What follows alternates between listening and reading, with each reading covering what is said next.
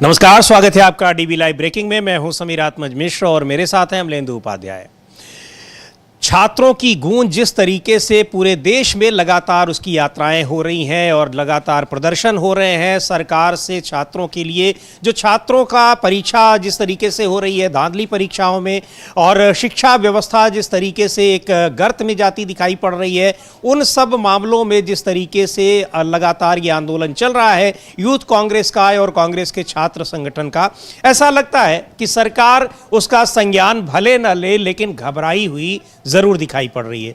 और इस कदर दिखाई पड़ रही है कि जगह जगह प्रदर्शन रोकने के लिए लाठीचार्ज होता ही है, मशाल जुलूस तक नहीं निकालने दिया जाता और वहां पर पानी की बौछारें की जाती हैं, लेकिन अब यहां सभा करने के लिए जगह तक नहीं दी जा रही है और जगह देने के बाद उसको कैंसिल कर दिया जा रहा है। तो ये इसका मतलब ये साफ है कि वहां पर ये लग रहा था कि बड़ी संख्या में लोग जुट रहे हैं और वो जुटान ना होने पाए, वो मैसेज लोगों के पास ना जाने पाए, इसलिए जगह ही अब वहां पर अनुमति देने के बाद उस अनुमति को रद्द कर दिया गया है और ये हुआ है देहरादून में। उसके डिटेल में हम लोग जाएंगे कि क्या कुछ हुआ है, किस तरीके से छात्रों की गूंज कार्यक्रम को वहां करने की अनुमति नहीं दी गई, अनुमति देने के बाद उस अनुमति को रद्द कर दिया गया है। और इधर जंतर मंतर पर जिस तरीके से यहाँ सोनम वांगचुक के अलावा तमाम और छात्र बैठे हुए हैं धरने पर, उसको लेकर अब इन लोगों का आज 18वां दिन है भूख हड़ताल का और 18वें दिन सबकी हालत खराब होती जा रही है। खासकर जो सामाजिक कार्यकर्ता हैं, पर्यावरण कार्यकर्ता हैं, सोनम वांगचुक 18 दिन तक भूख हड़ताल को हो गए हैं और अब तक सरकार के किसी नुमाइंदे ने उनका हाल चाल तक नहीं लिया है कि आखिर वो क्यों हड़ताल पर बैठे हैं और क्या वो इसी तरीके से अगर बैठे रहे तो उनके साथ क्या कुछ हो सकता है। पूरे देश में उनके स्वास्थ्य को लेकर चिंता जताई जा रही है। लोग उनसे अपने अनशन को समाप्त करने की गुजारिश कर रहे हैं। इसलिए कर रहे हैं क्योंकि ये सरकार, अगर इस सरकार से कोई ये उम्मीद कर रहा है कि वो बड़ी संवेदनशील है तो फिर ये उनकी गलतफहमी है। ये कहकर सोनम वांगचुक से अनशन समाप्त करने की अपील की जा रही है, लेकिन सोनम वांगचुक अनशन पर बैठे हुए हैं।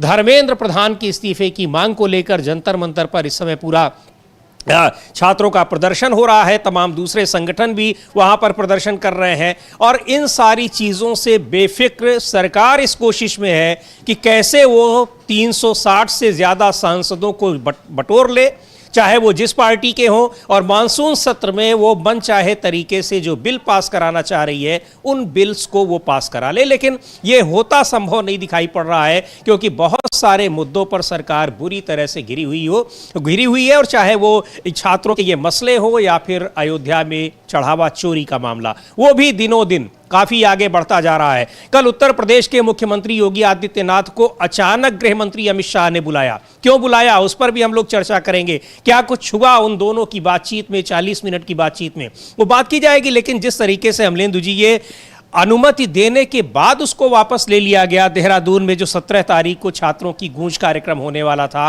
अब इससे सीधे सीधे यही संदेश जाता है कि सरकार डरी हुई है, क्योंकि अनुमति अगर आप दे चुके हैं तो फिर आप वहां कार्यक्रम क्यों नहीं होने देना चाहते हैं? क्या दिक्कत है? बिल्कुल बिल्कुल समीर जी, अगर आप क्यों मतलब अनुमति आपने कैंसिल की है तो इससे समझा जा सकता है कि ये वास्तव में आप डरे हुए हैं और इसीलिए आपने की। और कांग्रेस खुलकर कह भी रही है कि छात्रों की गूंज से डर गए संघी, छात्रों की गूंज से डर गई सरकार, ये कांग्रेस खुलकर जो है इस बात को कह भी रही है।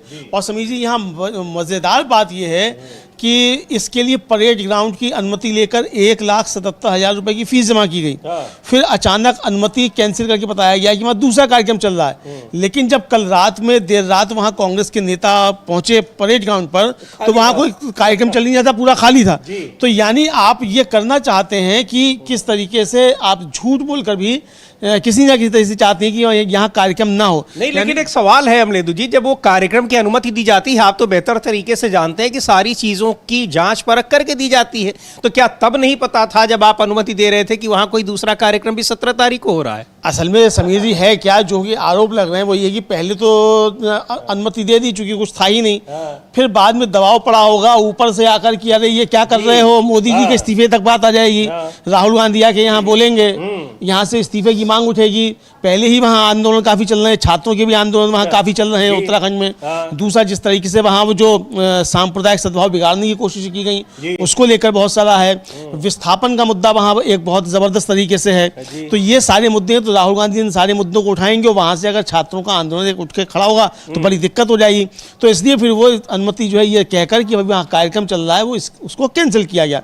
लेकिन कांग्रेस इसको लेकर जो है समीर जी ठीक यही कह रही है कि संघी जो हैं वो डर गए हैं। तो ये जो वहाँ के प्रदेश अध्यक्ष हैं गणेश गोदियाल, उन्होंने एक ट्वीट किया है, उसी में उन्होंने पहली लाइन यही लिखी है, अमलेंदु जी जो कह रहे हैं कि डर गए संघी। एक बार देखते हैं उनका ट्वीट और क्या किया गया, वो विजुअल भी हम देखेंगे। जब रात में वहाँ कांग्रेस के नेता कार्यकर्ता वहाँ जब गए तो कैसे वो पूरा परेड ग्राउंड खाली था, यानी वहाँ कोई कार्यक्रम नहीं हो रहा था, जबकि कहा जा रहा है कि वहाँ कार्यक्रम चल रहा है, इसलिए आपकी जो अनुमति दी गई है उसको कैंसिल किया जा रहा है। तो जी गणेश गोडियाल लिख रहे हैं कि 17 जुलाई को होने वाले छात्रों की गूंज कार्यक्रम से पहले देहरादून के परेड ग्राउंड की अनुमति रद्द कर दी गई।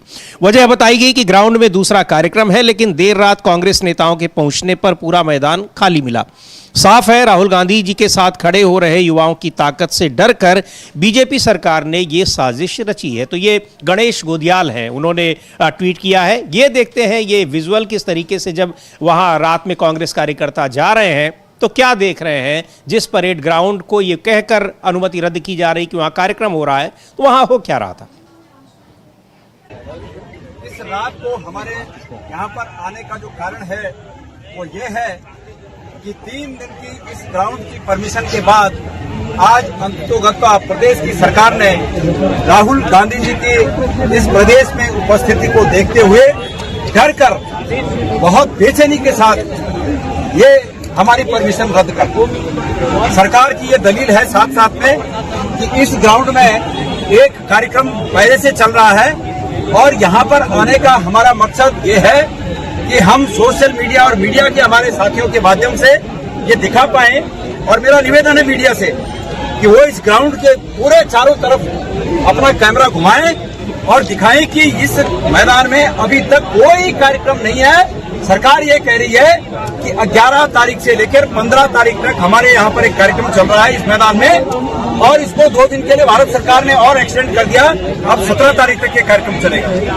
मैं प्रदेश की जनता को ये कहना चाहता हूँ कि इनकी तानाशाही का ये आलम है कि इस परेड ग्राउंड में कोई कार्यक्रम नहीं चल रहा है, लेकिन इसके बावजूद सरकार कह रही है कि हमारा कार्यक्रम चल रहा है। जो कार्यक्रम चल रहा है वो इस मैदान से हटकर दूसरे मैदान में वो कार्यक्रम है और हमने उस मैदान की न तो परमिशन के लिए अप्लाई की और न हमें उस मैदान की जरूरत है। हमें तो सिर्फ इस मैदान की जरूरत थी जो कि हमको परमिशन मिल गई थी, लेकिन सरकार के दबाव में आज अधिकारियों ने फिर हमारे इस परमिशन को रद्द कर दिया। ये राहुल गांधी जी से इस प्रदेश की सरकार का डर जाहिर होता है। डिपार्टमेंटों ने ये कहा कि भाई फीस जमा करो, हमने फीस भी जमा कर दी। अमूमन इस मैदान की फीस सिर्फ 65,000 रुपए होती है, हमसे 1,77,000 जमा करवाया, हमने वो भी 1,77,000 जमा किया, लेकिन उसके बाद आज इन्होंने ये परमिशन रद्द की। ये इनकी डर दिखाना है कि राहुल गांधी जी के आने से ये कितने भयभीत हैं। लेकिन मैं एक बात प्रदेश की जनता से कहना चाहता हूँ, हम नौनिहालों के हितों में, हम नौनिहालों के भविष्य की सुरक्षा को सुनिश्चित करने के लिए राहुल गांधी जी का प्रोग्राम देहरादून में निश्चित रूप में करेंगे। जो पेरेंट्स अपने तो ये वहां पर पूरा का पूरा वो मैदान परेड ग्राउंड जिसकी अनुमति मांगी गई थी वहां कार्यक्रम करने के लिए, छात्रों की गूंज कार्यक्रम जिसमें राहुल गांधी को भी जाना था 17 तारीख को, उसको परमिशन देने के बाद उसको रद्द कर दिया गया और बताया गया कि कार्यक्रम वहां कोई दूसरा हो रहा है। जबकि बता रहे हैं वहां पर कि कार्यक्रम उसके दूसरी जगह पर हो रहा था, उस जगह कोई कार्यक्रम नहीं हो रहा। तो सीधे सीधे ये मैसेज है कि आप उस कार्यक्रम के जरिए जो संदेश जाएगा शायद उस संदेश को आप जाने नहीं देना चाहते। हाँ बिल्कुल बिल्कुल बिल्कुल समीर जी, ये संदेश जो है वहां से आप रोकना चाहते हैं, लेकिन क्या इस तरीके से संदेश रुका करते हैं समीर जी? बल्कि ये इस तरीके से संदेश और ज़्यादा फैला करते हैं। आप जितना दमन करना चाहेंगे, चीज़ों को रोकना चाहेंगे, और ज़्यादा फैलेगा। अब तो ये संदेश और ज़्यादा जाएगा कि राहुल गांधी की वहाँ सभा की अनुमति कैंसिल क्यों की जा रही है। अच्छा, अक्सर कई बार इस तरह से हो चुका है, लेकिन बीजेपी की राज्य सरकारें रोकने की कोशिश करती हैं। जब अभी हम लोगों ने अयोध्या में देखा कैसे वहां अजय राय को रोक दिया गया, हंगामा हुआ, चुपचाप अगर जाने देते तो कोई मसला ही नहीं आता, अब जानबूझकर रोका गया ताकि वो मामला और बढ़े। बिल्कुल। अच्छा समझिए, यहाँ ये भी बड़े मजे की बात है कि राहुल गांधी के कार्यक्रम तो कैंसिल कराए जा रहे हैं, अनुमति देके अनुमति वापस ली जा रही है, और बिना अनुमति के जंतर मंतर पर पूरा मजमा जुटाया गया है, चल रहा है 25 दिन से, महीना भर होने को आया, 25 दिन से ज़्यादा हो गए उसको चलते हुए। 6 जून से ही आप समझ लीजिए, बल्कि महीने भर से ज़्यादा ही हो गया अगर 6 जून से ही अगर जोड़ा जाए तो। हालांकि ये बीच में 1 हफ्ते की छुट्टी रही तो, लेकिन फिर भी 1 महीने से ज़्यादा तो हो ही गया।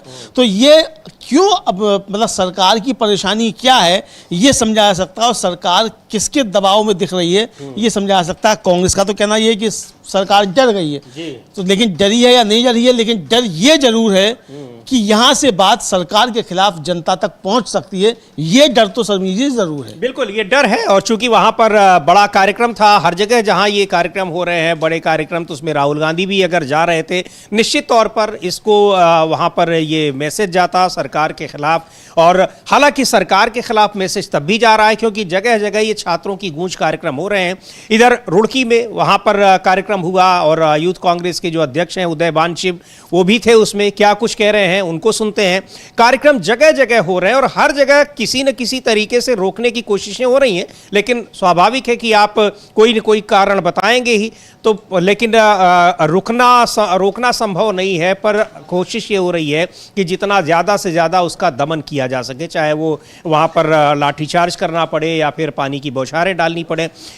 पर ये कार्यक्रम हो रहे हैं और 9 अगस्त तक होने हैं। उदय भानशिव को सुनते हैं, लेकिन ऐसा लगता नहीं है कि आप अगर कितनी जगह अनुमति नहीं देंगे, क्योंकि कांग्रेस पार्टी का ये छात्रों की गूंज के कार्यक्रम में ये तमाम जगहों पर। अच्छा, उधर पटना में कैंसिल करना पड़ गया कि आचार संहिता लगी हुई है। भाई वहाँ कौन सी आचार संहिता थी? अब 1 सीट पर बाई इलेक्शन हो रहा है। सही बात है, 1 सीट पर बाई इलेक्शन हो रहा है, और जिस सीट पर बाई इलेक्शन हो रहा है तो वहाँ आचार संहिता लगेगी, पूरे देश भर में लग जाएगी। और अगर लगी है पूरे देश में तो मोदी जी की यात्राएं कैसे हो रही हैं फिर? मोदी जी के कार्यक्रम कैसे हो रहे हैं फिर? तो आचार संहिता तो फिर ये भी है ना कि आप केंद्र से भी कोई घोषणा नहीं कर सकते। कार्यक्रम तो मुख्य चुनाव के समय होते रहते हैं, आम चुनाव के टाइम पे होते रहते हैं। मतलब एक ही चुनाव में, एक राज्य के चुनाव में 1 सीट पे चुनाव हो रहा है, वोटिंग हो रही है, और बराबर लगी हुई सीट पे उनका प्रचार हो रहा है, तब वहाँ कोई आचार संहिता का उल्लंघन नहीं है। लेकिन यहाँ एक उपचुनाव बांकीपुर में हो रहा है और कार्यक्रम पटना में हो रहा है, तो यहाँ आचार संहिता लग गई है। तो इस तरीके से ये राहुल गांधी से, इसका मतलब सरकार जो है वो डरी हुई दिखती है कि ये राहुल गांधी जनता तक मुद्दों को पहुंचाएंगे और ये जनता को लामबंद करेंगे सरकार के खिलाफ। और चूंकि राहुल गांधी कह चुके हैं कि 1 साल के अंदर ये सरकार अपने कर्मों से गिर जाएगी, तो शायद ये डर आ गया हो सरकार के अंदर कि भाई परिस्थितियां पैदा हो जाएंगी अगर राहुल गांधी इसी तरीके से जनता के बीच जाते रहे तो। बिल्कुल, सुन लेते हैं क्या कह रहे हैं उदय भानशिव, जो यूथ कांग्रेस के अध्यक्ष हैं, और रुड़की में उन्होंने छात्रों की गूंज कार्यक्रम में ही ये बातें कही हैं कि अब जो पेपर लीक चल रहा है, जो सिस्टम है, उसको ओवरऑल चेंज कर रहा है। ऑफ कोर्स हम कह रहे हैं कि धर्मेंद्र प्रधान का इस्तीफा हो जो पेपर लीक इस देश में करवा रहा है, लेकिन एक धर्मेंद्र प्रधान चला गया, क्या गारंटी है दूसरा धर्मेंद्र प्रधान नहीं आएगा, वो भी उस गद्दी में बैठ के पेपर लीक करके हजारों करोड़ रुपए नहीं कमाए, इसकी क्या गारंटी है? तो सोल्यूशन क्या है? बिल्कुल धर्मेंद्र प्रधान का इस्तीफा चाहिए, लेकिन सोल्यूशन ये है कि सिस्टम को अकाउंटेबल होना पड़ेगा। हमें सिस्टम ही वैसा बनाना पड़ेगा जिसमें पेपर लीक की बिल्कुल गुंजाइश ही ना हो, जिसकी बात राहुल गांधी जी कह रहे हैं। हम सब लोगों की मेहनत जाया ना जाए।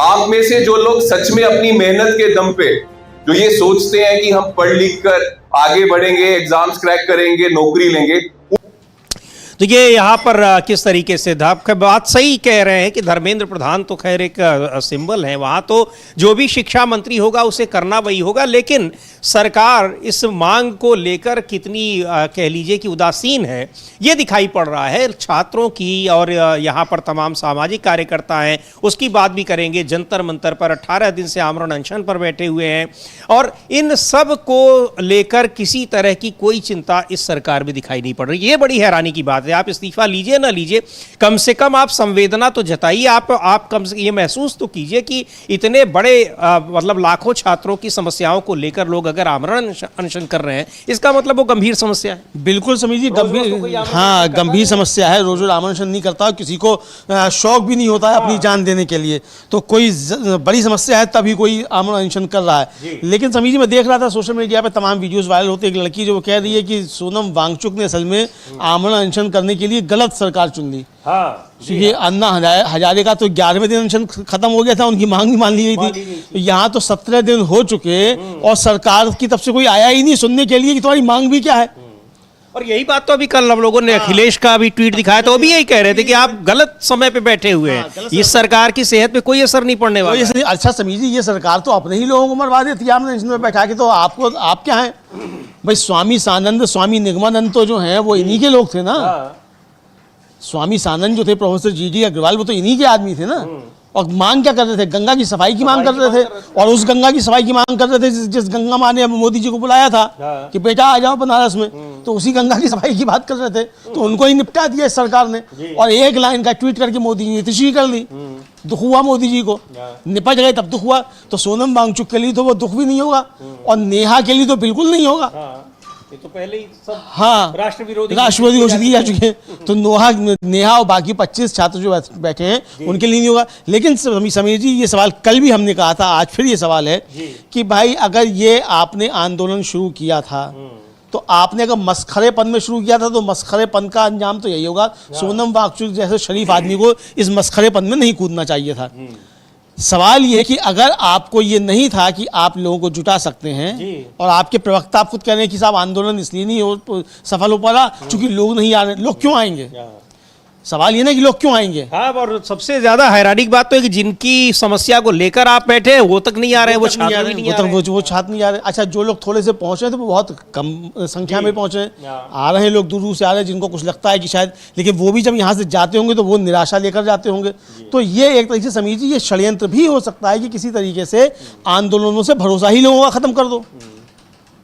अब ये कौन कर रहा है षड्यंत्र, या आगे बात होगी।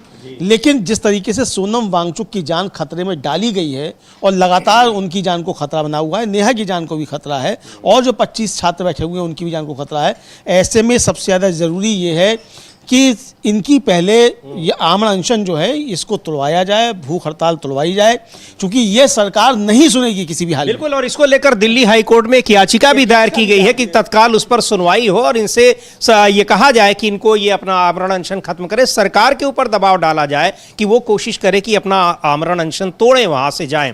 बहरहाल, जो ये अभी आप जिक्र कर रहे थे जो छात्रा का, उसको भी सुन लेते हैं कि क्या कहा, क्यों वो कह रही है कि आखिर यहाँ पर आप अगर आमरण अनशन कर रहे हैं और उम्मीद पाले हुए हैं कि आपकी इस गिरती सेहत को ध्यान में रखकर सरकार थोड़ी संवेदना उसके अंदर जगेगी, तो वो संवेदना जगने वाली नहीं है। सुन लेते हैं जरा उस बात को, और ये उस पर देखेंगे हम लोग कि किस तरीके से वहां प्रदर्शन अभी भी लगातार हो रहे हैं, और सोनम वांगचुक की हालत क्या है, अपडेट उनके जो डॉक्टर दे रहे हैं उनके स्वास्थ्य का, उस पर भी। जी हाँ, ये भी सुन लेते हैं। जो वहां पर जो जेएनयू की छात्रा नेहा, वो भी 18 दिन हो गए हैं तब से आमरण अनशन पर है, वो क्या कह रही है, पहले उन्हीं को सुन लेते हैं। कुछ होगा, कुछ होगा, और कुछ नहीं, तुम्हारे अंदर का कायर टूटेगा, इसलिए बोलना जरूरी है।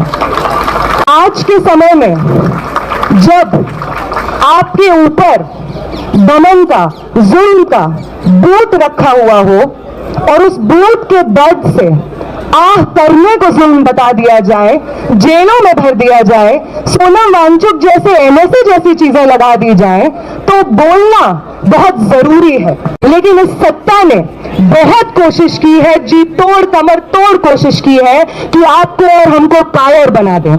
ये जो आंदोलन इस वक्त जंतर मंतर पर और देश भर में चल रहा है, ये और कुछ हो ना हो, हम सब के अंदर जो कायर इन लोगों ने बिठा दिया है, उस कायर को तोड़ करके उसके अंदर आजादी के स्वतंत्रता सेनानियों का जज्बा भरने का एक आंदोलन है। ये जो सरकार है वो सरकार एक तो उसका कोई संज्ञान नहीं लेगी, ये कर रहे हैं, लेकिन ये बहुत महत्वपूर्ण बात कही नेहा ने कि सरकार की उपलब्धि क्या रही है। लोगों को कायर बना दिया है, लोगों को अपनी ही समस्याओं को लेकर वो कोई आवाज़ नहीं उठा सकते हैं, इस स्तर पर ला दिया है। और लोग ये महसूस भी कर सकें कि उनके साथ क्या अच्छा हो रहा है, क्या बुरा हो रहा है। ये जो इसका जो जजमेंट होता है, ये जजमेंट लेने की क्षमता एक तरीके से खत्म कर दी गई है। बड़ी महत्वपूर्ण बात है ये हमने। बिल्कुल बिल्कुल समझिए, बहुत महत्वपूर्ण बात कही है नेहा ने। और नेहा में एक अच्छे भविष्य के मतलब आंदोलनकारी और नेता का जो दिख रहा है, उनके अंदर क्षमता है, वो दिखाई पड़ रही है। और लेकिन ये मंच जो है, अब कहना नहीं चाहिए, बहुत सोच समझ के मंचों पर चढ़ना चाहिए। तो अब ये क्या मंच है क्या नहीं, और सोनम वांगचुक को भी बहुत सोच समझ कर इस मंच पर चढ़ना चाहिए था, क्योंकि जिस तरीके से खतरे में जान डाली जा रही है सोनम वांगचुक की, ये पक्का है समीर जी कि ये सरकार नहीं सुनेगी किसी भी हाल में। हालांकि जो साकेत गोखले हैं, टीएमसी के पूर्व राज्यसभा सदस्य हैं, उन्होंने सीधे सीधे धर्मेंद्र प्रधान को ही चिट्ठी लिख दी है। और धर्मेंद्र प्रधान से ही चिट्ठी में उन्होंने कहा है कि भाई इनकी बात आप क्यों नहीं सुन रहे हैं। ये उन्होंने धर्मेंद्र प्रधान मतलब साकेत गोखले ने जो है ये मतलब लिखा है और उसको ट्वीट भी किया है उन्होंने। तो उनका ट्वीट अंग्रेजी में है, ट्वीट भी देखते हैं। और ये जो प्रदर्शन हो रहे छात्रों की गूंज का, ये जो जयपुर में प्रदर्शन हो रहा है, एक बार इसको भी देखते हैं। उसके बाद साकेत गोखले क्या लिख रहे हैं, धर्मेंद्र प्रधान से क्या अपील कर रहे हैं। कम से कम उनके संज्ञान में बहुत दूर नहीं है जंतर मंतर, और इतनी खबरें या फिर सोशल मीडिया पर आई रही हैं कि वहां क्या कुछ चल रहा है, और रिपोर्ट भी मिल रही होंगी कि वहां किस तरीके से 18 दिन हो गए हैं अनशन पर बैठे हैं लोग, उनका स्वास्थ्य कैसा है। कम से कम इतना तो संज्ञान लेना चाहिए कि आप पूछ सकें कि आखिर आपकी समस्या क्या है, दिक्कत क्या है। ये छात्रों का जो जयपुर में छात्रों का प्रदर्शन हो रहा है एनएसयूआई का, वहां पर उसके जो एनएसयूआई के राष्ट्रीय अध्यक्ष हैं विनोद जाखड़, वो भी हैं और ये प्रदर्शन देख सकते हैं। और शायद यही सारी चीजें देखकर अमलेंदु जी की एक शहर में जब इस तरह का प्रदर्शन हो रहा है, तो जब देहरादून में बड़ी संख्या में पूरे प्रदेश से जब लोग जुटेंगे, युवा जुटेंगे, तो क्या होगा। तो सरकार ने वहां पर प्रदर्शन करने की अनुमति ही कैंसिल कर दी। लेकिन इस प्रदर्शन को देखते हैं छात्रों की मांग क्या है। जिंदाबाद जिंदाबाद, बनेगा सरकार, होश में आओ, होश में आओ, होश में आओ। धर्मेंद्र प्रधान इस्तीफा दो, इस्तीफा दो, इस्तीफा दो। धर्मेंद्र प्रधान इस्तीफा दो, इस्तीफा दो, इस्तीफा दो। धर्मेंद्र प्रधान इस्तीफा दो, इस्तीफा दो, इस्तीफा दो। धर्मेंद्र प्रधान इस्तीफा दो, इस्तीफा दो, इस्तीफा दो। हम हमारा हक मांगते नहीं, किसी से भी मांगते। धर्मेंद्र प्रधान इस्तीफा दो, धर्मेंद्र प्रधान इस्तीफा दो, इस्तीफा दो, इस्तीफा दो। तो ये साफ मांग हो रही है, धर्मेंद्र प्रधान इस्तीफा दो, पेपर लीक बंद करो। लेकिन जो पेपर लीक कराने वाली संस्था है, जो परीक्षा करा रही है, धर्मेंद्र प्रधान उसको क्लीन चिट दे रहे हैं। और धर्मेंद्र प्रधान को क्लीन चिट उनके बॉस यानी प्रधानमंत्री ने दे रखी है। केवल क्लीन चिट ही नहीं दे रखी है, बल्कि पीठ थपथपाई है कि आप बहुत अच्छा काम कर रहे हैं। यानी पेपर लीक हो रहा है आपके मंत्री रहते हुए, तो आप बहुत अच्छा काम कर रहे हैं, यही समझ आएगा समीर जी, अगर पीठ थपथपाई जा रही है। लेकिन साकेत गोखले ने अब सीधे सीधे धर्मेंद्र प्रधान को ही पत्र लिखकर आग्रह किया है कि कम से कम आप सोनम वांगचुक से बातचीत तो करें। देख लेते हैं उनका ट्वीट, जो पत्र लिखा है और जो कह रहे हैं कि पूरे भारत में हम में से लाखों लोग सोनम वांगचुक की बिगड़ती सेहत को लेकर बहुत चिंतित हैं, जो 18 जून से अनशन पर हैं। उनसे संपर्क करना और उनकी बात सुनना किसकी जिम्मेदारी है? मोदी सरकार की। हालांकि विपक्ष के कई नेताओं ने सोनम वांगचुक और सीजेपी यानी कॉकरोच जनता पार्टी के साथ एकजुटता दिखाई है, लेकिन मोदी सरकार की ओर से शर्मनाक और निराशाजनक चुप्पी रही है। सरकार कम से कम सोनम वांगचुक से संपर्क तो कर सकती थी और उनकी चिंताएं सुन सकती थी। वो अपने लिए विरोध नहीं कर रहे हैं, बल्कि लाखों छात्रों के लिए ऐसा कर रहे हैं। उनसे बात करने से सरकार का क्या नुकसान होता? एक बेशर्म सरकार से इस्तीफे की उम्मीद करना तो बस एक ख्याली पुलाव पकाने जैसा है। लेकिन ये बात कि उन्हें सोनम वांगचुक की मौत से भी कोई फर्क नहीं पड़ता, ये एक निचले स्तर को दिखाता है। 2 हफ्तों में उनका वजन 8 किलो से ज्यादा कम हो गया है। उनकी हालत बेहद गंभीर है। मैंने शिक्षा मंत्री धर्मेंद्र प्रधान को पत्र लिखकर आग्रह किया है कि वे कम से कम सोनम वांगचुक से बातचीत करें और लाखों छात्रों की ओर से नीट और सीबीएसई के बारे में जो चिंताएं वे जता रहे हैं उन्हें सुने। अगर सोनम वांगचुक को कुछ भी होता है तो मोदी सरकार और धर्मेंद्र प्रधान को इसके लिए जिम्मेदार ठहराया जाना चाहिए, क्योंकि उन्होंने उनसे संपर्क तक नहीं किया। बहुत एक तरीके से देखा जाए कि बहुत गुस्से में और बड़े निराशा में ये पत्र लिखा जा रहा है अमरेंदु जी कि एक वहां पर लाखों छात्रों की समस्याओं को लेकर कोई व्यक्ति अनशन पर बैठा है, वो कोई राजनीतिक दल का नहीं, और हो भी अगर तो क्या किसी राजनीतिक दल के व्यक्ति की छात्रों की समस्याओं को लेकर उसकी जान चली जाए तो ये सरकार क्या देखती रह जाएगी। लेकिन सरकार जो है इसीलिए बहुत कहा जाए कि तल्ख शब्दों में सरकार की आलोचना कर रहे हैं, बेशर्म सरकार। बिल्कुल बहुत तल्ख शब्दों में, और ये साफ तौर पर लिख रहे हैं कि अगर सोनम वांगचुक को कुछ हो जाता है तो इसके लिए धर्मेंद्र प्रधान और मोदी सरकार को सीधा सीधा जिम्मेदार ठहराया जाए। क्या समीर जी ये सरकार कुछ इंतजार कर रही है कि कुछ इस तरीके की अनहोनी हो और देश के अंदर कोई अनरेस्ट पैदा हो? क्योंकि कभी कभी सरकारें खुद चाहती हैं कि देश के अंदर अनरेस्ट पैदा हो ताकि इमरजेंसी लगाने की बहाने ढूंढे जा सकें। तो क्या ये सरकार खुद ये इस तरीके से चाहती है? ये भी शंकाएं व्यक्त की जाने लगी हैं। हालांकि हमें नहीं मालूम इस तरीके का कुछ है नहीं, हमें तो यही लगता है कि ये सरकार जो बिल्कुल निष्ठुर सरकार है, अमानवीय सरकार है और मानवता की इनके यहाँ कोई बात ही नहीं है। क्योंकि संघ की शाखाओं में लगता है मानवता सिखाई ही नहीं जाती है, क्योंकि वहाँ तो चरित्र निर्माण करना सिखाया जाता है। उससे देख के लग रहा है राम मंदिर में चढ़ावा चोरी में जो हो रहा है किस तरीके का चरित्र निर्माण किया जाता है। तो ये मानवता चूंकि नहीं सिखाई जाती है तो इसलिए इस तरीके की चीज़ें सामने आ रही हैं। लेकिन अखिलेश यादव ने सोनम वांगचुक से फ़ोन पर बात की है और उस क्या बातचीत हुई उनकी, उन्होंने उसके बारे में बताया है सार्वजनिक तौर पे। उन्होंने ट्वीट किया है, हम वो भी दिखा सकते हैं कि अखिलेश यादव ने बात करने के बाद क्या ट्वीट। बिल्कुल देखते हैं अखिलेश यादव का ट्वीट। वो लिख रहे हैं कि विश्वविख्यात श्री सोनम वांगचुक जी से फोन पर बात करके उनके स्वास्थ्य के बारे में जाना और उनसे अनशन तोड़ने की अपील की। उनके सत्याग्रह को हमारा खुला समर्थन है। हमारा मानना है कि वो जनहित में इस आग्रह पर विचार करें। देश की संपूर्ण युवा शक्ति, उनके अभिभावकों, परिवार और परिजनों की आकांक्षा भी यही है, क्योंकि उनके नैतिक बल की देश को बहुत आवश्यकता है। इसलिए वो पूरी दुनिया से आ रहे निवेदनों को स्वीकार करते हुए अपना अनशन तोड़ दें, फिर कुछ दिनों का स्वास्थ्य लाभ लें और नई ऊर्जा का संचय करके पुनः नए आंदोलन में जुट जाएं।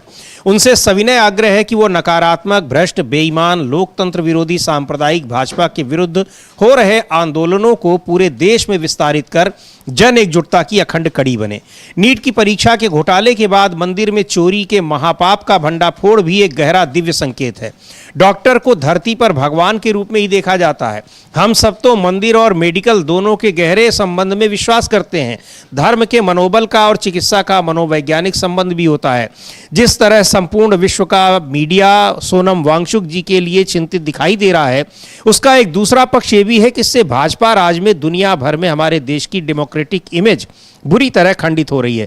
हम सोनम वांगचुक के शीघ्र स्वास्थ्य लाभ की कामना करते हैं। कल भी अखिलेश यादव ने ट्वीट किया था, उनसे अपील की थी, आज फिर उन्होंने अपील की। जी हाँ, आज फिर अपील की है। फोन पे बात करने के बाद क्या अपील की, बात करने के बाद की, तो ये काफी ज्यादा महत्वपूर्ण है समीर जी कि फोन पर उनसे बात की है और फोन पे बात करने के बाद जो है ये उन्होंने किया है। बिल्कुल। और आज 18वां दिन है। सोनम वांगचुक और नेहा, बाकी और जो छात्र वहां पर अनशन पर बैठे हुए हैं, सोनम वांगचुक के स्वास्थ्य के बारे में लगातार स्वास्थ्य गिरता जा रहा है। 18 दिन से कोई व्यक्ति आमरण अनशन पर होगा, कुछ खाएगा पिएगा नहीं तो स्वास्थ्य जाहिर सी बात है कि गिरेगा। 60 साल के ऊपर के हैं भी सोनम वांगचुक।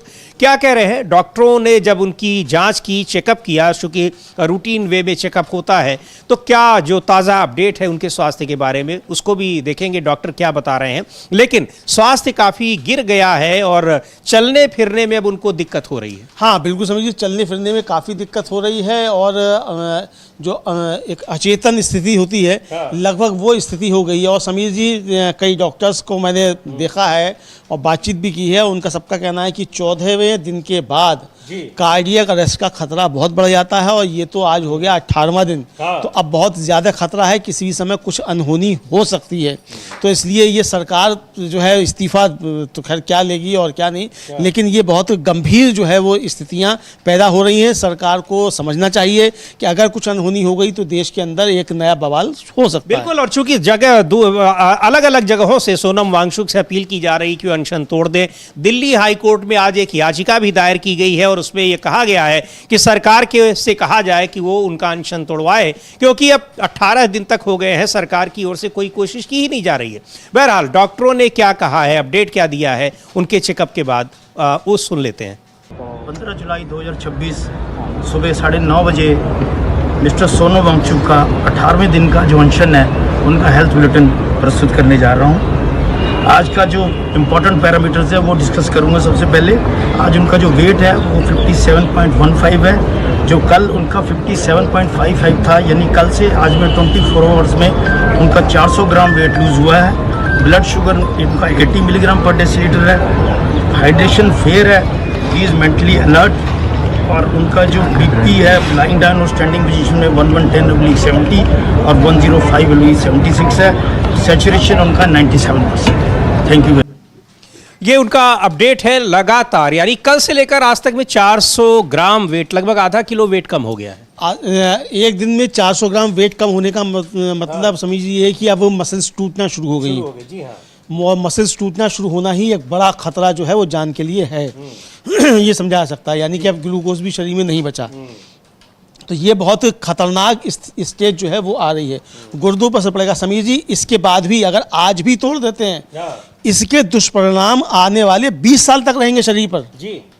सोनम वांगचुक के भी और नेहा के भी आने वाले 20 साल तक इसके दुष्परिणाम रहेंगे। सेहत नहीं सुधर पाएगी कभी भी। तो ये बहुत खतरनाक स्थिति पहुंच गई है। तो हम लोग भी अपील करेंगे कि भाई आपको ये अपने छोड़ देना चाहिए अनशन। सरकार नहीं सुनेगी बात, ये गूंगी बहरी सरकार है, ये नहीं सुनती है, जनता की आवाज़ नहीं सुनती है। यहाँ केवल मोदी जी के मन की बात होती है, अपने मंत्रियों की मन की बात भी नहीं सुनते हैं, अपनी ही मन की बात करते हैं मोदी जी। तो ये नहीं सुनेंगे किसी भी हाल में। तो आपको ये अपनी जिद छोड़नी चाहिए, अनशन ख़त्म कीजिए, आप आंदोलन करते रहें, बिल्कुल ठीक है। इसी को लेकर समीर जी यही बात करते हुए कि ये आंदोलन जरूरी है और आपकी क्या समस्याएं हैं। शशि थरूर जो कांग्रेस के सांसद हैं, उन्होंने एक बहुत लंबा चौड़ा ट्वीट किया है, हिंदी में ट्वीट किया है, वो अंग्रेजी में ट्वीट किया है, और जंतर मंतर पर जो विरोध कर रहे हैं उनके नाम खुला खत लिखा है।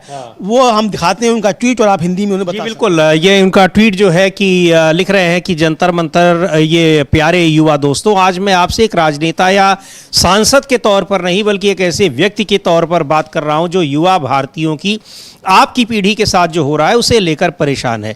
और ये मामला व्यक्तिगत नहीं है। मैं भी एक मध्यम वर्गीय परिवार में पैदा हुआ हूँ। पिता अखबार में नौकरी करते थे, माँ गृहिणी थी। एक ही कमाई से 3 बच्चों की पढ़ाई लिखाई का खर्च उठाना होता था। हम जैसे परिवार के लिए मेरिट यानी योग्यता कोई नारा नहीं था। स्कॉलरशिप, निष्पक्ष परीक्षाएं और ईमानदार नतीजे ही वे एकमात्र तरीके थे जिनसे एक वेतन के सहारे 3 बच्चों के सपनों को पूरा किया जा सकता था। तो ये अब बात कर रहे हैं, वो लिख रहे हैं कि मैं जानता हूं कि कम और मध्यम आय वाले परिवारों के युवाओं के लिए निष्पक्ष और योग्यता आधारित व्यवस्था ही आगे बढ़ने की एकमात्र सीढ़ी है। जब वो सीढ़ी टूट जाती है, पेपर लीक हो जाते हैं, परीक्षाएं रद्द हो जाती हैं, भरोसा खत्म हो जाता है, तो अमीर और ताकतवर लोगों के बच्चों को नुकसान नहीं होता, उनके पास आगे बढ़ने के दूसरे रास्ते होते हैं। असल में आपके सपनों और आपके परिवारों के त्याग और दुखद रूप से कुछ घरों में तो खुद युवाओं की जान के साथ धोखा होता है। आखिर वो लिख भी रहे हैं कि जंतर मंतर पर जमा हुए युवाओं और पूरे भारत में शांतिपूर्ण तरीके से अपनी आवाज़ उठाने वालों से कहना चाहता हूं कि ये देश आपकी बात सुन रहा है। आपका गुस्सा अनुशासनहीनता नहीं है, ये उस पीढ़ी का दर्द है जिसने सब कुछ सही किया फिर भी उसे धोखा मिला। आप अकेले नहीं हैं और आप चुपचाप देख रहे लोग, लाखों युवा भारतीयों से कह रहे हैं वो कि आपकी पीढ़ी कोई ऐसी समस्या नहीं है जिसे बस मैनेज किया जाए। बहुत सारी बातें हैं और आखिर में वो लिख भी रहे हैं कि सोनम वांगचुक से भी अपील कर रहे हैं कि उनसे मेरी दिली अपील है, कृपया अपना अनशन खत्म करें। आपने देश की अंतरात्मा को जगाया है। अनशन का मकसद यही होता है, आगे के लंबे सफर के लिए भारत को आपकी आवाज़ की ज़रूरत है। तो ये वही चीज़ कर रहे हैं। अब सोमवार से संसद का सत्र भी है, उसका भी जिक्र उन्होंने अपने इस खुले खत में किया है। सबसे महत्वपूर्ण बात जो कह रहे हैं और जो सरकार कर रही है, तमाम युवा उसको देख रहे हैं अमलेंदु जी, वो ये है कि निष्पक्ष और योग्यता आधारित व्यवस्था। तो निष्पक्ष कितनी है उसके लिए लाखों छात्र सड़क पर उतरे हुए हैं, जंतर मंतर से लेकर और तमाम शहरों में सड़कों पर। योग्यता आधारित व्यवस्था कैसे हो रही है? जब पैसे देकर कोई खरीद लेगा तो गरीब आदमी तो वैसे ही बाहर हो गया। और तो और यहाँ आप ये भी व्यवस्था देखिए कि जो प्रतियोगी परीक्षाओं के जरिए बड़ी महत्वपूर्ण नौकरियों में लोग आते थे योग्यता से, निष्पक्ष तरीके से, वहाँ भी दूसरा एक सिस्टम लागू कर दिया गया है कि कोलेटरल एंट्री। तो गरीब आदमी जो अभी तक आया, अब उसके रास्ते किस तरीके से बंद किए जा रहे हैं। लेकिन बड़ी हैरानी की बात यह भी है अमलेंदु जी कि बहुत से ऐसे लोग भी आपको मिलेंगे आज के ज़माने में जिन्होंने इस निष्पक्ष और योग्यता आधारित व्यवस्था में कंपटीशन क्वालिफाई किया, बड़े पदों पर बैठे, और अब पेंशन ले रहे हैं, लेकिन वही लोग कहते हैं कि पूछते हैं कि 70 साल में कांग्रेस ने किया क्या। हाँ, चूंकि 70 साल जो है कांग्रेस, हाँ पार्क में आप बैठे देखिए, हाँ वही सबसे ज़्यादा वही जहर उगलते हैं कि 70 साल में किया क्या। 70 साल में यही किया कि तुम मौज की पेंशन ले रहे हो, और आज जो नौकरी में आया उसे पेंशन नहीं मिलेगी, ये किया 70 साल में। और नौकरी नहीं मिलेगी, नौकरी मिल गई तो पेंशन नहीं मिलेगी, तो ये किया 70 साल में। लेकिन समीर जी जो एक महत्वपूर्ण बात कही है शशि थरूर ने, और शशि थरूर का यही कहना है कि सोमवार से संसद का सत्र शुरू हो रहा है, और इसलिए हमें लोकतंत्र के सबसे बड़े मंच पर छात्रों के मुद्दों को उठाने का मौका मिलेगा। समस्या का समाधान वहीं किया जाना चाहिए, ना कि आमरण अनशन करके। कृपया मेरी बात पर ध्यान दें, ये उन्होंने कहा है सोनम वांगचुक से। और सरकार से भी आखिर में उन्होंने कहा है कि मैं आपसे सम्मानपूर्वक आग्रह करता हूं कि आप आगे आएं और उस बातचीत में शामिल हों जिसकी हमारे लोकतंत्र को अपने युवा नागरिकों से अपेक्षा है। यह कमजोरी नहीं बल्कि राजनेताओं वाली समझदारी है। लेकिन समीर जी यही आखिरी लाइन में शशि थरूर बहुत बड़ी गलती कर रहे हैं, और गलती यह है कि आप इस सरकार से कोई समझदारी की उम्मीद कैसे कर सकते हैं, और वो भी राजनेताओं वाली। राजनेता तो जो जब राजनेता सरकार में है ही नहीं, अपराधी किस्म के लोग, आप देखिए कि सबसे ज्यादा अपराधी जो हैं वो बीजेपी के अंदर हैं, जो एडीआई की रिपोर्ट बताती है। सबसे ज़्यादा अपराधी जो है सांसद और विधायक जो सब पहुँचे हैं चुन करके, वो सब बीजेपी के अंदर हैं। तो आप ये कैसे उम्मीद कर सकते हैं कि इनसे ये कोई जो है राजनेताओं वाली समझदारी दिखाएंगे। तो यहाँ पर थोड़ा प्रश्न जो है वो शशि थरूर की समझदारी पर भी उठता है, भाई इनसे आप राजनेताओं वाली समझदारी की उम्मीद क्यों करते हैं। बिल्कुल, और उसी तरीके से सोनम वांगचुक से कहा जा रहा है कि आप किससे ये उम्मीद कर रहे हैं कि वो संवेदनशीलता दिखाते हुए आपके पास आएंगे और आपकी बात स्वीकार कर लेंगे। वो तो आपके पास पूछने भी नहीं आएंगे कि आप कैसे हैं। और 18 दिन तो अब हो गए, 18वें दिन तक तो कोई नहीं आया है। लेकिन लगातार ये अपील की जा रही है जगह जगह से सोनम वांगचुक से और जो धरने पर बैठे लोग हैं कि वो अपना अनशन खत्म कर दें, आंदोलन का जो दूसरा रास्ता है वो चुने, जारी रखें, लेकिन अपनी जान को खतरे में न डालें। शंकराचार्य स्वामी अभिमुक्तेश्वरानंद सरस्वती ने भी ये अपील की है और सीधे सीधे कहा है, और जो कुछ कहा है उन्होंने उनको भी सुन लेते हैं क्या कह रहे हैं। आमरण अनशन खत्म करने की वो अपील क्यों कर रहे हैं। तो ये बात बड़ी एक तरीके से जगह जगह से देश के अलग अलग हिस्सों से ये अपील आ रही है सोनम वांगचुक के लिए कि वो अपना आमरण अनशन खत्म करें। इसलिए खत्म करें कि जिस सरकार से वो मांग कर रहे हैं वो सरकार, मांग तो छोड़िए, उनकी जान की परवाह उसको नहीं। बिल्कुल बिल्कुल समीर जी, जान की कोई परवाह नहीं है और होगी भी, आगे भी नहीं होगी। ये भी आप समझ लें कि आगे भी कोई परवाह नहीं होगी। और अगर निपट जाते हैं सोनम वांगचुक तो इस सरकार पे कोई असर पड़ने वाला नहीं है। लेकिन समीर जी यहाँ निशाने पर वो लोग भी होने चाहिए जो जिन्होंने सोनम वांगचुक को इस काकरोचों के झाड़ पर चढ़ाकर और आमरण अनशन पर बैठा दिया, और अब पीछे से जो है वो ये हो सकता है कि ये षड्यंत्र भी हो कि सोनम वांगचुक निपट जाएं, तो फिर उसके बाद फिर एक राजनीति भी की जा सके। अब वो कौन लोग हैं ऐसा करने वाले, हम किसी का नाम लेना नहीं चाहेंगे। लेकिन अगर कोई भी व्यक्ति वास्तव में देश से, लोकतंत्र से और सोनम वांगचुक और नेहा की ज़िंदगी से और जो 25 छात्र बैठे हैं उनकी ज़िंदगी से वास्तव में प्यार करता है, तो उसे सबसे पहले इनका अनशन तोड़वाने के लिए पहल करनी चाहिए। ये राजनीति का मसला कतई नहीं। बिल्कुल, अब सुन लेते हैं क्या कह रहे हैं शंकराचार्य स्वामी अभिमुक्तेश्वरानंद सरस्वती की अपील कर रहे हैं कि आमरण अनशन खत्म करें, इससे कुछ नहीं होगा। ये सरकार जगने वाली, सुनने वाली नहीं है। सोनम वांगचुक लेह लद्दाख के रहने वाले एक ऐसे व्यक्तित्व हैं जिनके ऊपर देश में फिल्म बन करके लोकप्रिय हो जाती है। पर्यावरण के क्षेत्र में उनके योगदान को पूरे विश्व ने स्वीकार किया है। भारत की सरकार ने भी समय समय पर उनको पुरस्कृत किया है। आज भारत के छात्रों के लिए जंतर मंतर पर वो अनशनरत है और हमें बताया गया है कि 12 दिन से अधिक का समय बीत चुका है। 12 दिन से केवल पानी पी करके कोई व्यक्ति रह रहा है, कठिन होता है। हमने स्वयं उपवास किए हैं, इसलिए हम जानते हैं।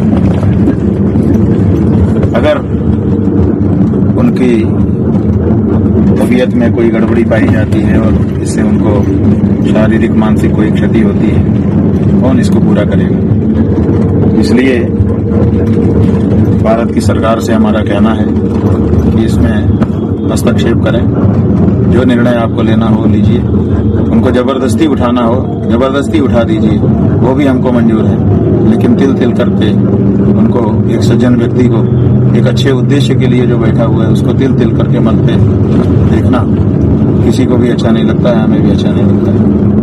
हम सोनम जी से भी कहना चाहेंगे कि जब पत्थर दिल सरकार है, जब आप जानते हो कि ये इस तरह की भाषा को समझती नहीं है, तो फिर क्यों आप अपना जीवन दांव पे लगाए हुए आप बिल्कुल ये अनशन खत्म करो।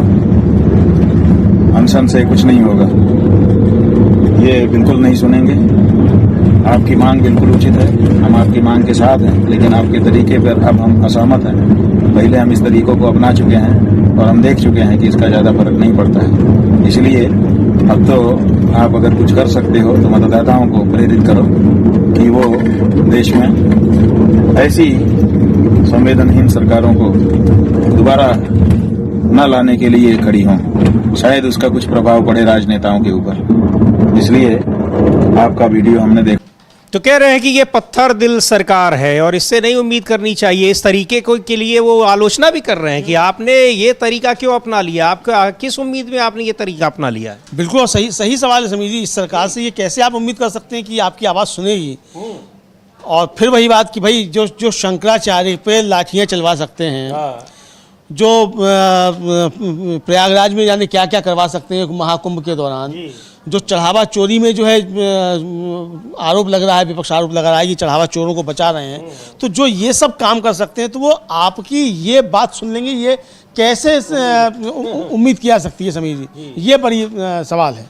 बिल्कुल, ये एक उम्मीद कैसे की जा सकती है कि यही बात कह रहे हैं शंकराचार्य स्वामी अभिमुक्तेश्वरानंद, और कह रहे हैं कि आप उनसे अपील कर रहे हैं कि आप इस अनशन को छोड़ दीजिए, ये रास्ता ना अपनाइए, ये सरकार नहीं सुनने वाली। लेकिन वो जिन मुद्दों को लेकर ये आमरण अनशन कर रहे हैं या प्रदर्शन हो रहा है या जगह जगह जो NSUI और यूथ कांग्रेस के लोग प्रदर्शन कर रहे हैं, उस मुद्दे से अपनी सहमति भी जता रहे हैं। इधर मध्य प्रदेश में आज हो रहा है भोपाल में किस तरीके से छात्रों की गूंज कार्यक्रम के तहत वहां साइकिल मार्च हो रहा है और इस जगह जगह इस तरीके से छात्रों के साथ संवाद कार्यक्रम आयोजित किए जा रहे हैं।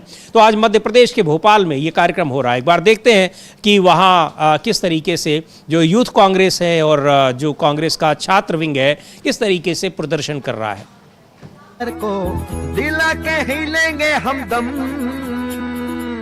इंदौर से भोपाल अब साइकिल पे ही चलेंगे, जीतू पटवारी के संग। हाँ, पैदल मारे सीना ताने चलेंगे अब हम। चले चलो रे अब किसानों के अधिकार को दिला के ही लेंगे हम दम, इंदौर से भोपाल अब साइकिल पे ही चलेंगे, जीतू पटवारी के संग। हाँ, पैदल मारे सीना ताने चलेंगे अब हम शान से, साइकिल से ही निकल पड़े अधिकार अपना मांगने। पैदल मारे सीना ताने चलेंगे अब हम शान से, साइकिल से ही निकल पड़े अधिकार अपना मांगने। बंदे में है दम, वंदे मातरम, जीतू भैया में दम, वंदे मातरम। हाँ, वंदे में है दम, वंदे मातरम, जीतू भैया में है दम, वंदे मातरम। चले चलो रे अब। तो ये साइकिल मार्च वहाँ इंदौर से भोपाल का है और इस तरीके से अलग अलग शहरों में ये प्रदर्शन हो रहा है और वहाँ पर लेकिन किस तरीके से यहाँ रोकने की कोशिश की गई है जो देहरादून में यानी प्रदर्शन के वहाँ पर रैली करने की कार्यक्रम करने की अनुमति देने के बाद उसको वापस ले लिया गया है। तो ये साफ साबित हो रहा है कि कहीं ना कहीं सरकार डरी तो ज़रूर है छात्रों के इस आंदोलन से, जिस तरह से यूथ कांग्रेस NSUI ये सड़कों पर उतरे हैं या फिर जंतर मंतर पर थोड़ी ही संख्या में सही, लेकिन अलग अलग जो कहा जाए कि विचारधारा के छात्र हैं वो वहाँ पर जुटे हुए हैं। चूँकि समस्या या मांग वो सबकी एक ही है कि जो लगातार पेपर लीक हो रही है और शिक्षा भी किस तरीके से शिक्षा व्यवस्था उस लगातार वो निचले स्तर पर जा रही है, इन सारी चीज़ों को लेकर, और परीक्षाएं कैसे नहीं हो पा रही हैं। तो मुद्दा सबका ज़रूर एक है और वहाँ पर जुटे हुए हैं। तो सरकार कहीं न कहीं डरी है, लेकिन आखिर इस डर की वजह से क्या अब वो प्रदर्शन कार्यक्रम ये सब करने नहीं देगी? कब तक रोकेगी? जो बात कह रहे हैं शशि थरूर, ये मुद्दा तो संसद में भी उठेगा, तो लेकिन संसद भी कहाँ चलने देती है सरकार? वहाँ भी नहीं चलने देगी। मुद्दा तो तब उठेगा कि जब संसद चलेगी तो संसद। स्पीकर साहब तो कह देते हैं आप लोग बहुत आप लोग बहुत अनुशासनहीनता कर रहे हैं। आप चलाना चाहते हैं कि नहीं चाहते हैं, आप चलाना चाहते हैं कि नहीं चलाते चाहते हैं, बस यही कह के जो है वो कह देंगे तो उसके बाद स्थगित कर दी जाएगी। तो ये संसद चलेगी नहीं। वैसे भी समीर जी, चूँकि ये मुद्दा बड़ा है, छात्रों की गूंज का कार्यक्रम भी चल रहा है, सोनम वांगचुक जो हैं वो भी अनशन पर हैं, तो जाहिर सी बात है कि धर्मेंद्र प्रधान के इस्तीफे की बात तो उठेगी ही समीर जी संसद में 20 तारीख को।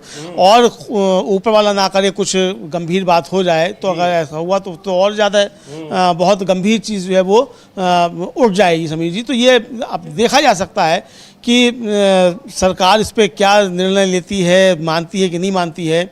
और सोनम वांगचुक जो हैं वो अपना ये अनशन जो है ये समाप्त करते हैं कि नहीं करते हैं। ये बिल्कुल, और ये लगातार वहाँ से लोग देश भर से अपील कर रहे हैं, राजनीतिक दलों के लोग अपील कर रहे हैं, शंकराचार्य अपील कर रहे हैं, तमाम दूसरे लोग अपील कर रहे हैं कि सोनम वांगचुक अपनी जो ये आमरण अनशन है वो उसको वापस ले लें और वहाँ पर क्योंकि उनकी जान बहुत ज़रूरी है, उनकी जान पर खतरा है। आज 18 दिन हो रहे हैं और कहीं कुछ अगर हो जाएगा तो पूरा देश इस समय उनके उस चीज़ को नहीं बर्दाश्त कर पाएगा, क्योंकि वो लाखों छात्रों की समस्याओं को लेकर बैठे हुए हैं। सरकार भले नहीं उस पर कोई संज्ञान ले रही है, लेकिन पूरा देश उनसे अपील कर रहा है। अब सरकार क्यों नहीं संज्ञान ले रही है? इधर हाई कोर्ट में भी, यानी जो दिल्ली हाई कोर्ट में इसको लेकर एक अपील दायर की गई है कि उनका सरकार को आदेश दे कि वो सोनम वांगचुक की जान बचाने की कोशिश करे, उनको हॉस्पिटलाइज्ड करे ताकि उनके सेहत उनको ठीक की जाए। 18 दिन से, जैसा बता रहे थे अभी अमलेंदु जी, कि 18 दिन तक शरीर इस कदर सूख जाता है, उसके तमाम अंग काम करना बंद कर देते हैं या बहुत धीमे हो जाते हैं कि उसका असर 20 साल तक, अगले 20 साल तक वो दिखाई पड़ता है। लेकिन अब सवाल ये है कि हाई कोर्ट क्या निर्देश देता है सरकार को, और सरकार खुद भी कोई आखिर कोई संज्ञान नहीं ले रही है, या ये देखकर बड़ी हैरानी हो रही है अमलेंदु जी। बिल्कुल समीर जी, सरकार की संवेदनहीनता पर जो है वही अब सवालों के घेरे में है कि ये सरकार संवेदनशील जरा भी क्यों नहीं है। आप 750 किसान जो है जान दे देते हैं, सरकार के सेहत पे कोई असर नहीं पड़ता। बाद में मालूम पड़ता है कि मोदी जी कह देते हैं कि मेरी तपस्या में कोई कमी रह गई होगी। अरे भाई, तो तपस्या में कमी रहनी क्यों रहती है? 750 जान जाने के बाद जो है आपको समझ में आएगी तपस्या में कमी रह गई, तो यहाँ भी तपस्या में कमी है तभी रह जाएगी। मतलब यहाँ भी कहेंगे कि भाई पेपर लीक जो था वो मैंने इसलिए कराया था कि आप लोग समझें, और आप नहीं समझे तो मेरी तपस्या में कमी रह गई होगी। पेपर लीक का मकसद आप नहीं समझ पाए। क्या ये कहना चाहते हैं मोदी जी? आखिर कहना क्या चाहते हैं? मकसद क्या होगा ये बताएं तो पहले। मकसद उसका है, नहीं तो बताएं ना। हाँ, तो आरएसएस से जुड़े हुए लोगों को भर्ती कराया जाए। राहुल गांधी तो साफ कहते हैं कि ये सिस्टम जो है इसीलिए लीक किया जा रहा है पूरा कि आरएसएस के लोगों को भर्ती कराया जा सके जी, बैकडोर से। कोलेक्टरल एंट्री जो है वो भी इसी मकसद से है जी। ये सब कुछ किया जा रहा है। कुलपति तक जो है वो ऐसे बनाए जा रहे हैं, यूनिवर्सिटीज़ में नियुक्तियां जो है वो इस आधार पर हो रही हैं। तो अब कहीं आपकी योग्यता का तो मतलब ही नहीं है। और सबसे ज़्यादा उधम यही मचाया करते थे आरक्षण को लेकर कि आप योग्यता वाले पीछे छूट जाते हैं, मेरिट वाले पीछे छूट जाते हैं आरक्षण की वजह से। अब कोई नहीं चिल्ला रहा कि बिना योग्यता वाले आरएसएस का घुटन्ना पहन के जो नौकरी में घुसे चले जा रहे हैं, जिनकी कोई योग्यता नहीं है, प्रोफेसर से लेके और कुलपति तक बने चले जा रहे हैं। अब किसी को कोई कष्ट नहीं हो रहा है योग्यता को लेकर। तो ये है। इधर समीर जी, मल्लिकार्जुन खड़गे ने अभी एक बहुत तगड़ा हमला जो है महंगाई को लेकर इस सरकार पर बोला है। देख लेते हैं क्या लिखा है उन्होंने। एक ट्वीट किया है और लिख रहे हैं कि मई में मोदी जी ने पूरे देश को बचत करने का उपदेश दिया और फिर उनकी सरकार ने वसूली कर जनता की बचत स्वाहा कर दी। पश्चिम एशिया युद्ध एक वेस्ट एशिया वार एक बहाना है। सच्चाई ये है कि पिछले 12 वर्षों में भाजपा ने जनता की जेब काटने का ड्यूबियस रिकॉर्ड बनाया है। अब थोक महंगाई 44 महीनों में सबसे ज़्यादा 9.87% पर पहुंच गई। खुदरा महंगाई 18 महीनों में सबसे ज़्यादा 4.4% पर आ चुकी है। खाद्य महंगाई 5.49% पर है। तेल और बिजली की मार सबसे ज़्यादा 27% पर है। हर रसोई पर ताले लग रहे हैं और मोदी सरकार बेपरवाह है। एक तरफ महंगाई की मार, दूसरी तरफ 12 सालों में सबसे कमज़ोर मानसून का दौर है। इस साल की बुआई 52% कम हुई, आधे से भी कम। कर्नाटक, तेलंगाना, आंध्र प्रदेश में सूखे से किसान तबाह। दूसरी ओर अरुणाचल, असम, मेघालय, बिहार, बंगाल, उत्तराखंड में बाढ़ से बर्बादी। किसानों के लिए ईंधन जो है वो कम हुआ है, बीज सब कुछ महंगा हुआ है। ईंधन, खाद, बीज सब महंगा हुआ है। कच्चे तेल का दाम घटा, लेकिन भाजपा सरकार ने पेट्रोल, डीजल, गैस सस्ता नहीं किया। राहत देना इनकी आदत नहीं, लूटना इनकी फितरत है। लूट, डकैती और चोरी का खेल जारी है। भाजपा राज जन जन पर भारी है। ये ट्वीट उन्होंने किया है। और किस तरीके से महंगाई, यानी बहाना तो बनाया गया कि ये जो ईरान में युद्ध चल रहा है उसके कारण, लेकिन असल में ये पिछले लगातार ये महंगाई किस तरीके से बढ़ रही है वो बात ये बता रहे हैं। और इधर अब तो युद्ध फिर से शुरू हो गया है और उस युद्ध के चलते जो वहां पर कच्चे तेल की कीमतें थी वो भी बढ़ रही हैं। बीच में काफी ज्यादा कम हो गई थी, लेकिन हमारे यहाँ तो जब बढ़ाया गया वह कम नहीं किया गया। हाँ, कम नहीं किया गया। अच्छा, अब तो आधी हो गई हैं कीमतें, आधी कीमतें हो गई और यहाँ कीमतें कम नहीं की जा रही हैं। और अब भाई क्या बहाना है कि कीमतें कम नहीं करने का, बताया जाए कि क्या है। अब युद्ध तो चल नहीं रहा है, लेकिन समीर जी जो ये सब परिस्थितियाँ हैं, ये सब परिस्थितियाँ युद्ध की हो चाहे युद्ध की ना हो, लेकिन ये सरकार जो है ये आम जन की विरोधी है। एक चीज़ तो समझ में आ रही है। और सबसे बड़ा समीर जी फिलहाल जो चल रहा है और जिसको लेकर काफ़ी सवाल भी उठाए जा रहे हैं, और वो सवाल ये है कि जिस तरीके से सांसदों की खरीद फरोख्त की जा रही है, तो इस सांसदों की खरीद फरोख्त करने का असली मकसद क्या है, इसको लेकर सवाल उठ रहे हैं। मतलब सरकार यहाँ पर लोग अपनी जान दे रहे हैं, छात्रों की समस्याओं को लेकर आमरण अनशन पर बैठे हैं और सरकार अपने महत्वपूर्ण अपने लिए जो जरूरी बिल हैं उनको पास कराने के लिए वो सांसद जुटा रही है, यानी दूसरे पार्टियों के। बिल्कुल दूसरी पार्टियों में। अच्छा, और अब जो टीएमसी में जिस तरह से टूट फूट हुई समीर जी, वो तो बहुत मजेदार है। मतलब 4 तारीख को रिजल्ट आया और 4 तारीख को रिजल्ट आने के बाद ही 6 तारीख से टूट शुरू हो गई। उससे पहले नहीं थी। सबको ममता बनर्जी की विचारधारा जो है वो बड़ी खराब लगने लगी।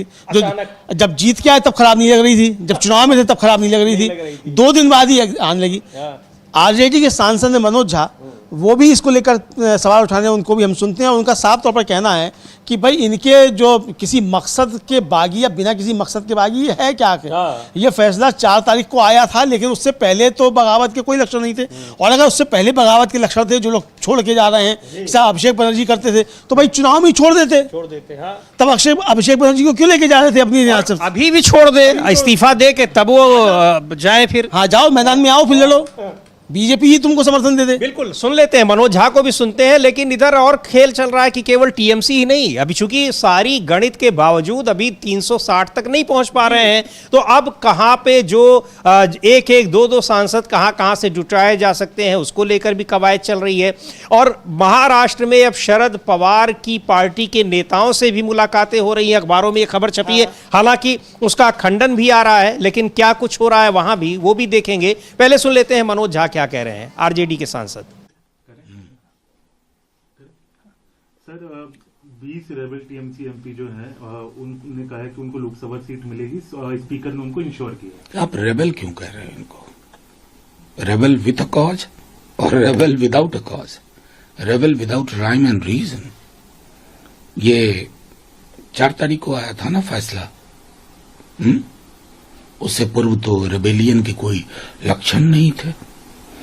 तो ये तथाकथित चाणक्य महोदय की मैनेजमेंट से निकले हुए लोग हैं, इनको जगह कैसे नहीं मिलेगी भाई? इनको तो अगर बाकी फ्लोर अगर ऐसे है तो इनको थोड़ा ऊंचा करके जगह देना चाहिए ना। यही नई परंपरा है, यही हमारा नया लोकतंत्र है। बहुत तो यही नया लोकतंत्र है, नया भारत। ये नारा दिया जाता है सरकार की तरफ से कि ये नया भारत, न्यू इंडिया है, न्यू इलेक्शन कमीशन है। और नए भारत में यही सारी चीज़ें होती कि बहुमत नहीं मिला तो कोई बात नहीं, जिनको मिला है बहुमत उनसे सांसद खींच लीजिए आप। और अब महाराष्ट्र में भी यही सब खेल चल रहा है। बिल्कुल बिल्कुल समीर जी, महाराष्ट्र में यही खेल चल रहा है। और महाराष्ट्र में तो जो यूबीटी, शिवसेना यूबीटी के साथ खेल किया गया, हालांकि उसको लेकर संजय राउत जो शिवसेना यूबीटी के सांसद हैं, उनका साफ कहना है कि हमारे जो 6 सांसद गद्दारी करके गए हैं, ये राजनीति में नहीं टिक पाएंगे। और ये समीर जी, उद्धव ठाकरे ने समझा भी दिया, लगातार उनके क्षेत्रों में उन्होंने डेरा डाला, अपने कार्यकर्ताओं से वहाँ मिले और उनको चैलेंज दिया सीधा सीधा इनको 6 लोगों को। ये 6 लोग गायब रहे उस दौरान जब उद्धव ठाकरे गए, खुद उद्धव ठाकरे गए उनको लेकर।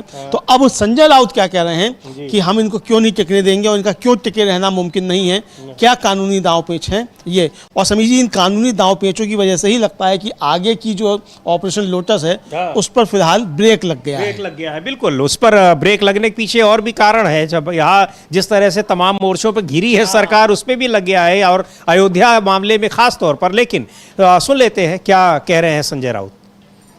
ये हमारा एक लीगल बैटल चल रहा है। ये जो 6 लोग भाग कर चले गए हैं, उनको इतना आसान नहीं है सरवाइव करना। उनकी सदस्यता रद्द होने वाली है। आप देखिए, ये ना घर के रहेंगे ना घाट के रहेंगे।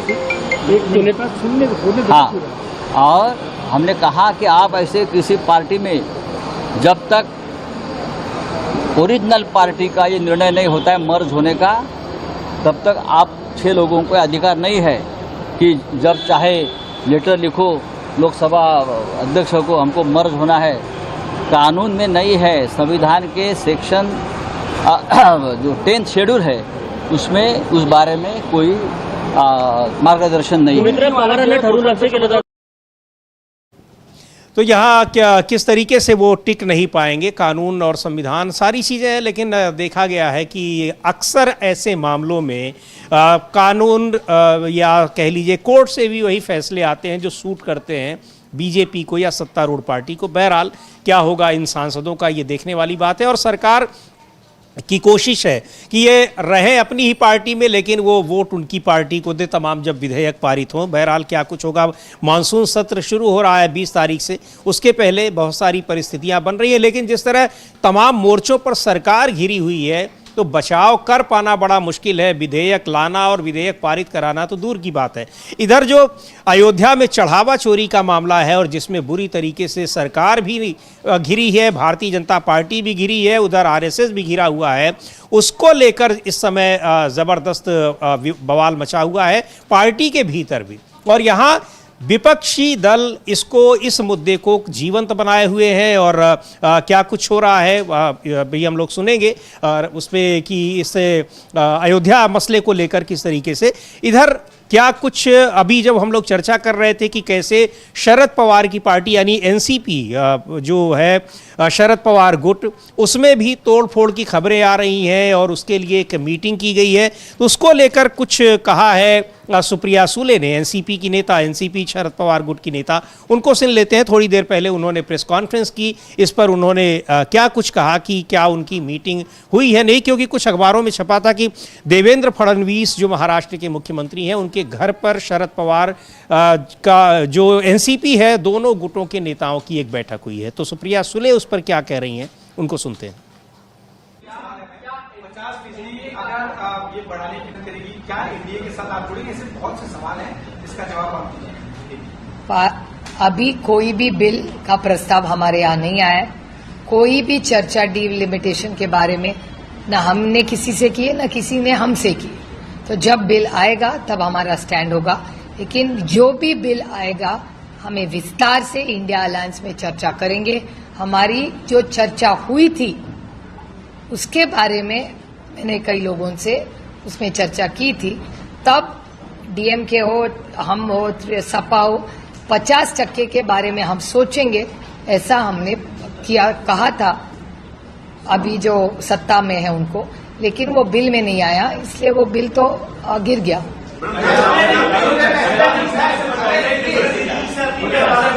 50% की अगर बात आपकी सरकार में चलती है तो क्या एक मेरी शर्त नहीं है वो। हमारी डिमांड ही नहीं है, जो चल रहा है वो ठीक चल रहा है। हमारी का हम तो कह रहे, प्रस्ताव हमारा नहीं है, हमने मांग नहीं की कोई, इंडिया अलायंस ने कोई मांग नहीं की। हम सिर्फ कह रहे कि 33% रिजर्वेशन जो महिलाओं के लिए लाया है उसको इम्प्लीमेंट कीजिए, ये हमारी मांग है, लिमिटेड मांग है।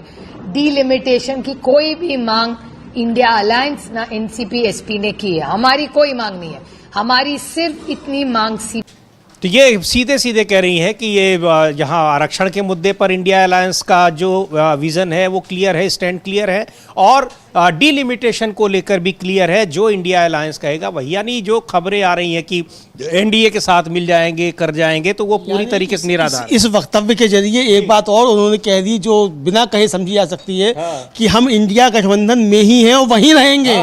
बिल्कुल, यानी जब आएगा बिल तब हम इंडिया गठबंधन में चर्चा करेंगे और उसके बाद फैसला लेंगे।